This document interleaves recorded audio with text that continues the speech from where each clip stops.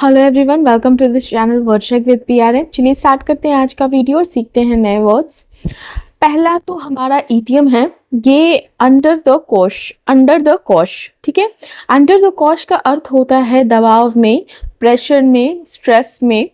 तो आप इसको इस कॉन्टेक्स्ट में समझ सकते हैं जब किसी कठिन सिचुएशन, कठिन परिस्थिति, तनाव में हो, स्ट्रेस में हो या उस पर भारी दबाव में हो, भारी दबाव हो, मतलब वो प्रेशराइज हो, उस पर प्रेशर बना हुआ हो, तब काम का प्रेशर या किसी और चीज का प्रेशर, तो वहां पर हम कहते हैं अंडर द कोश। इस कॉन्टेक्स्ट में हम यूज करते हैं। अब इस इडियम को हम सेंटेंस में कैसे यूज कर सकते हैं ये देखते हैं। I am really under the cosh at work these days. I am really under the cosh at work these days. मैं इन दिनों काम में सच में बहुत दबाव में हूँ, मतलब काम का बहुत प्रेशर है। Next one is mulls. MULLS। Mulls, mulls एक वर्ब है, क्रिया है जिसका अर्थ होता है विचार करना। विचार करना। तो जब हम किसी सब्जेक्ट पर, किसी प्रॉब्लम में या किसी ऑप्शन के लिए जब गहराई से सोचते हैं, मनन करते हैं, सोच विचार करते हैं, विचार विमर्श करते हैं, तो वहां पर हम मल्स वर्ड का यूज करते हैं। तो किसी टॉपिक पर, किसी सब्जेक्ट पर, किसी प्रॉब्लम पर, किसी ऑप्शन के लिए जब हम सोच विचार विमर्श करते हैं तो वहां पे हम इस वर्ड का यूज करेंगे। एग्जाम्पल में देखते हैं, he has been mulling the proposal for several days. He has been mulling the proposal for several days. वह कई दिनों से उस प्रस्ताव पर विचार कर रहा है। अच्छा, यहाँ पे मल्स का मलिंग कैसे बन गया? क्योंकि ये वर्ब है, जैसे मैंने आपको कहा कि मल्स जो है वो वर्ब है, तो मल्स में यहाँ पे वी फॉर हो गया मलिंग, ठीक है। मल्स विचार करना, विचार विमर्श करना। Next one is leisurely. Leisurely, LEISURELY, LEISURELY। इसका जो स्पेलिंग है ध्यान दीजिएगा, क्योंकि जहां पर जिस एग्जाम में स्पेलिंग पूछा जाता है ये वर्ड इंपॉर्टेंट है। तो अच्छा, लेजरली वर्ड जो है इसका पार्ट्स ऑफ स्पीच जो है एडजेक्टिव में भी एज एडजेक्टिव भी यूज कर सकते हैं और एज अ एडवर्ब भी यूज कर सकते हैं, मतलब विशेषण या क्रिया विशेषण दोनों तौर पे हम इसका प्रयोग कर सकते हैं। अच्छा, लेजरली का अर्थ होता है एक शब्द में आराम से। आराम से, लेजरली, ठीक है। तो जब हम आराम और शांति के साथ कोई काम करते हैं या आराम या शांति के साथ किया गया, बिना जल्दी या तनाव के या बिना जल्दबाजी के जब कोई काम किया जाता है आराम आराम से, तो वहां पर हम लेजरली वर्ड का यूज करते हैं। He spoke leisurely, enjoying the conversation. अर्थ है उसने आराम से बात की, बातचीत का आनंद लेते हुए। नेक्स्ट वन इज गेज या गॉज, ठीक है। दोनों तरह से प्रोनाउंस कर सकते हैं, गेज भी बोल सकते हैं और गॉज भी बोल सकते हैं। और ये जो हम लोग यहाँ पे गेज बोलते हैं, तो जो गेज है ये वर्ब है, क्रिया है, और गेज का अर्थ होता है मापना, ठीक है। मापना, किसी चीज को मेजर करना। तो जब किसी चीज को परखना हो, परखना, आंकना, मापना या उसका आकलन करना, तो जैसी भावनाएं, इमोशन, स्तर, ठीक है, या कोई किसी प्रकार की मात्रा, गुणवत्ता, स्थिति आदि, तो वहां पर हम गेज वर्ड का यूज कर सकते हैं। It is hard to gauge his reaction. देखिए यहाँ पे ना भावनाएं को भी मापा जाता है, तो उसकी प्रतिक्रिया को आंकना मुश्किल है। It is hard to gauge his reaction, उसकी प्रतिक्रिया को आंकना मुश्किल है। तो जब हम किसी भावना, स्तर और गुणवत्ता को भी मापेंगे तो वहां पे गेज वर्ड का यूज हम कर सकते हैं। कॉन्टेक्स्ट देखना पड़ेगा कि सेंटेंस में कॉन्टेक्स्ट क्या है।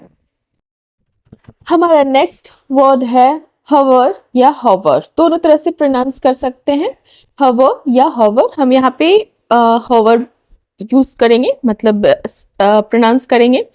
हॉवर जो है ये भी एक वर्ब है, क्रिया है, और हॉवर का अर्थ क्या होता है? मंडराना, आसपास जब मंडराता है ना कुछ, तो वहां पर हम मंडराना, हॉवरिंग बोलते हैं।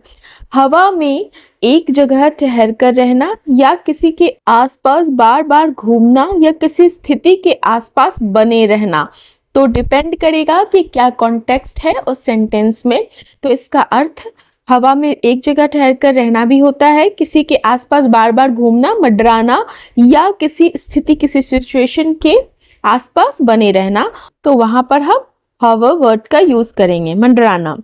जैसे कि एग्जाम्पल में देखते हैं, the helicopter hovered above the building. Helicopter इमारत के ऊपर एक जगह मंडराता रहा, मतलब इमारत के ऊपर वो घूमता रहा, मंडराता रहा। अगर अभी तक आपने मेरे चैनल को सब्सक्राइब नहीं किया तो मेरे चैनल को जरूर से सब्सक्राइब कीजिएगा। वीडियो पसंद आती है तो लाइक कीजिएगा। हमारा अगला वर्ड है ज्यूरिस्प्रूडेंस। ज्यूरिस्प्रूडेंस, ज्यूरिस्प्रूडेंस जो है नाउन है, एक संज्ञा है। और ज्यूरिस्प्रूडेंस का अर्थ होता है, देखिए इसको प्रोनाउंस करते हैं ज्यूरिस्प्रूडेंस। यहाँ पर गलती से बाय मिस्टेक विधि शास्त्र है, जबकि यहाँ पे प्रोनाउंसिएशन लिखा जाता है, लेकिन आप इसे प्रोनाउंस कीजिएगा ज्यूरिस्प्रूडेंस। ज्यूरिस्प्रूडेंस का एक शब्द में अर्थ होता है विधि शास्त्र। विधि शास्त्र। और विधि शास्त्र का क्या अर्थ है? विधि शास्त्र का अर्थ होता है जब हम कानून के विज्ञान को समझते हैं, उसका स्टडी करते हैं, जैसे कि कानून कैसे बनता है, कैसे काम करता है, कानून के प्रिंसिपल किस तरह से, क्या उनके प्रिंसिपल्स हैं। तो जब ये सब चीज़ का हम स्टडी करते हैं, डीप स्टडी, तो वहाँ पर हम विधि शास्त्र बोलते हैं, ज्यूरिस्प्रूडेंस। ये इंग्लिश न्यूज़पेपर में ये वर्ड यूज हुआ था, इसलिए मैंने यहाँ पे मेंशन किया है। अच्छा, विधि शास्त्र, ज्यूरिस्प्रूडेंस हम कैसे सेंटेंस में यूज करेंगे ये देखते हैं। She is studying jurisprudence to understand the foundation of legal systems. She is studying jurisprudence to understand the foundation of legal systems. वह कानून व्यवस्था की बुनियाद, मतलब उसकी फाउंडेशन समझने के लिए विधि शास्त्र का अध्ययन कर रही है, कानून के बारे में पढ़ रही है, कानून का डीप अंडरस्टैंडिंग के साथ स्टडी कर रही है। ठीक है, हमारा अगला वर्ड है intrigue. Intrigue, INTRIGUE। Intrigue word हम एज अ वर्ब भी यूज कर सकते हैं, एज अ नाउन भी यूज कर सकते हैं। और इंट्रिग का अर्थ होता है जिज्ञासा को जगाना। जिज्ञासा जगाना, जिज्ञासा जगाने को हम इंट्रिग बोलेंगे। अच्छा, एज अ वर्ब अगर हम यूज कर रहे हैं तो उसका कॉन्टेक्स्ट है, इसका मीनिंग है किसी व्यक्ति की या किसी चीज की जिज्ञासा या रुचि को गहराई से आकर्षित करना, किसी को रहस्य या अनोखेपन से लुभाना। और अगर इसी इंट्रिग को अगर हम एज अ नाउन यूज कर रहे हैं तो कोई साजिश, गुप्त योजना या चाल। ठीक है, तो वर्ब की तरह से यूज हम कर सकते हैं और नाउन की तरह से यूज कर सकते हैं। अभी हम सेंटेंस में देखते हैं, यहाँ पर जो हम सेंटेंस में यूज कर रहे हैं एज अ वर्ब यूज कर रहे हैं। The mysterious story intrigued everyone. रहस्यमय कहानी ने सभी की जिज्ञासा जगा दी। Next one is tantalize. Tantalize, TANTALIZE। Tantalize एक वर्ब है जिसका अर्थ होता है ललचाना। ठीक है, ललचाना। तो जब हम किसी व्यक्ति को ऐसी चीज दिखाकर या संकेत देकर ललचाते हैं जिसे वह चाहता है, मतलब अगर कोई व्यक्ति किसी चीज को चाह रहा है और उसे तुरंत प्राप्त करना चाहता है लेकिन नहीं कर सकता, तो वैसी चीजों को जब हम दिखाकर किसी को ललचा रहे हैं तो वहां पर हम टेंटलाइज यूज करते हैं, वर्ड का यूज करते हैं। या टेंटलाइज का ये भी कॉन्टेक्स्ट होता है कि उम्मीद जगाकर इंतजार करवाना या किसी को आकर्षित करना। तो एग्जाम्पल में देखते हैं हम कैसे टेंटलाइज वर्ड यूज कर रहे हैं। The smell of the food was enough to tantalize everyone। खाने की खुशबू सबको ललचाने के लिए काफी थी। नेक्स्ट वन इज सब स्टैंडर्ड शेल्टर। सब स्टैंडर्ड शेल्टर, सब स्टैंडर्ड शेल्टर है, ये है नाउन फ्रेज। नाउन फ्रेज, ठीक है। सब स्टैंडर्ड का मतलब होता है निम्न स्तरीय और शेल्टर का मतलब होता है आश्रय। तो निम्न स्तरीय का अर्थ क्या होता है कि जो नॉर्मल होना चाहिए उससे कम।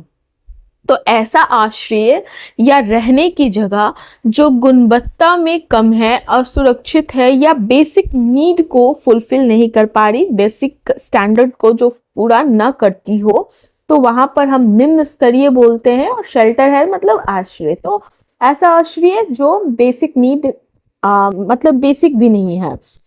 अब एग्जाम्पल में देखते हैं कैसे यूज करते हैं। The government plans to replace substandard shelters with safer housing। सरकार निम्न स्तरीय आश्रय को सुरक्षित घरों में बदलने की योजना कर रही है। मतलब कि एक बेसिक स्टैंडर्ड जो है उसके लेवल तक लाने की कोशिश कर रही है। यहाँ पे सब स्टैंडर्ड फूड भी हो सकता है, मतलब निम्न स्तरीय खाना। Next one is mammoth. Mammoth MAMMOTH। Mammoth का अर्थ होता है, देखिए पहले तो मैमथ हम एडजेक्टिव और नाउन दोनों तरह से प्रयोग कर सकते हैं। और मैमथ का अर्थ होता है विशाल। विशाल मतलब जब किसी चीज का अत्यंत बड़ा या विशालकाय या बहुत अधिक मात्रा में होने को भी हम मैमथ वहां पर वर्ड यूज कर सकते हैं। एक तो आकार में, ठीक है, या बहुत ज्यादा आकार में बड़ा होता है तो वहां पे भी हम मैमथ वर्ड का यूज कर रहे हैं। और जब कोई चीज बहुत ज्यादा मात्रा में हो, अमाउंट में हो, तो वहां पे भी हम मैमथ वर्ड का यूज कर सकते हैं। The project required a mammoth amount of resources. इस प्रोजेक्ट में बहुत ज्यादा विशाल, यहाँ पे विशाल किस कॉन्टेक्स्ट में मैमथ का प्रयोग हुआ है, मतलब कि बहुत ज्यादा रिसोर्सेज की आवश्यकता है, आकार में नहीं मतलब अमाउंट में। फाइन। तो मैमथ विशाल मतलब बड़ा, लार्ज अमाउंट भी है। Next one is retrospective. Retrospective, retrospective word भी जो है ये एडजेक्टिव और नाउन की तरह प्रयोग किया जा सकता है। तो रेट्रोस्पेक्टिव का अर्थ होता है पिछला या पूर्वव्यापी। पिछला या पूर्वव्यापी। तो अगर हम रेट्रोस्पेक्टिव को एज ए एडजेक्टिव यूज कर रहे हैं तो उसका अर्थ होता है अतीत से जुड़ा हुआ, पास्ट से जुड़ा हुआ। और एज अ नाउन अगर हम रेट्रोस्पेक्टिव का यूज कर रहे हैं तो अतीत की समीक्षा या प्रदर्शनी। तो अतीत की समीक्षा, रिव्यू या प्रदर्शनी। तो एग्जाम्पल में देखते हैं, she wrote a retrospective article about her childhood. She wrote a retrospective article about her childhood. उसने अपने बचपन के बारे में एक पिछली, पास्ट की यादों पर आधारित जो है आर्टिकल लिखा। फाइन। तो इस तरह से हम इस वर्ड का यूज कर सकते हैं। आई होप आज की जितने भी वर्ड्स हम डिस्कस किए हैं आप लोगों को समझ में आया होगा। अगर आप चाहते हैं तो सेंटेंस भी आप छोटा मोटा सेंटेंस बना बना कर देखिए, आपको हेल्प होगा। चलिए आज के लिए इतना ही। और अगर आपको अच्छा लगे तो प्लीज़ वीडियो को लाइक कीजिए। अगर अभी तक आपने मेरे चैनल को सब्सक्राइब नहीं किया है तो मेरे चैनल को भी सब्सक्राइब कीजिए, ज़्यादा से ज़्यादा लोगों के साथ शेयर कीजिए। And have a nice day. और भी सारे वीडियोज़ हैं उसे भी